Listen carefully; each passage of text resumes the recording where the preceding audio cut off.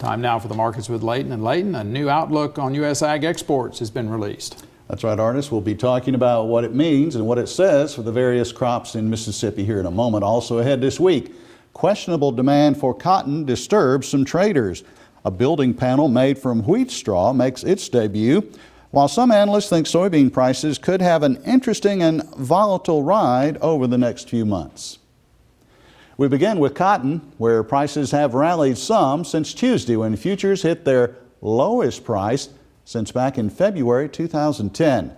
Market concern of late seems to be centered on the lack of growth in cotton sales, this according to analyst Naomi Bloom. Demand is down, and with the U.S. dollar being higher, it does just curb the appetite from the export market. So if there is a bounce on a rally, take an opportunity and make some sales. Most analysts agree there is an excellent U.S. cotton crop in the works as this month of June continues to roll along. So the question for many traders becomes, just how big a supply of cotton are we going to have? Well, analyst Alan Brugler says the problem is that the bigger potential supply is coming on as a recession continues in Europe and there is slower growth in China. Brugler provided a little historical perspective on how this market got to its current position in this situation. Cotton's a classic example of what we call a short crop, long tail. You had a huge rally based on very tight supplies here in the United States and in the global market. And then all of a sudden, we priced all the users out of the market. People wouldn't buy the shirts at the store because they'd gone up so much in price because of the cotton. And at the same time, we got a big production increase worldwide. Now you've got the Chinese stockpiling cotton, but they're also saying that their usage is going to be down. And the U.S., of course, USDA is actually saying we could have a bigger cotton crop this year on less acres because they think the weather's better. Speaking of better, a Texas firm is introducing a new building panel, one made from wheat straw. The company says this panel will be better for the construction industry.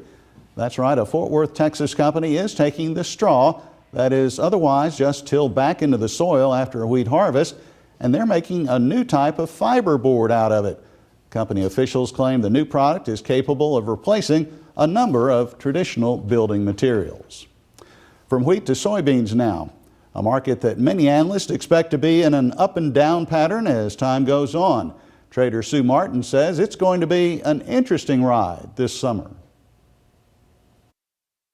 So this year's new crop contract, because of concerns or anticipation of bigger acres, regardless of the fact that world stocks are tightening, the attitude is that we're going to grow acres, and everybody's focused about the supply and slowing of demand because of world economies. I'm not sure I'm totally buying into that. See, I'm very friendly for the year of 2013, so I think it possibly we turn and the market goes something like this. Maybe, and not only on beans, but corn and maybe wheat. We rally up into June, get a peak, turn around, fall back, and we step down into July. Might be July 17th, could be to the latter part of July. Then you get a dicey rally into September. And then from there, we'll have to see what we're really made of. Well, as you know, we're still in the month of June, which is Dairy Month. So we have yet another trivia quiz related to this ag sector for you. Here is the question. How many commercial dairy farms are there in Mississippi? Pick your answer from these four choices. 120 dairy farms, or 149, or 190, or as high as 267. We'll tell you the correct response in a few more minutes.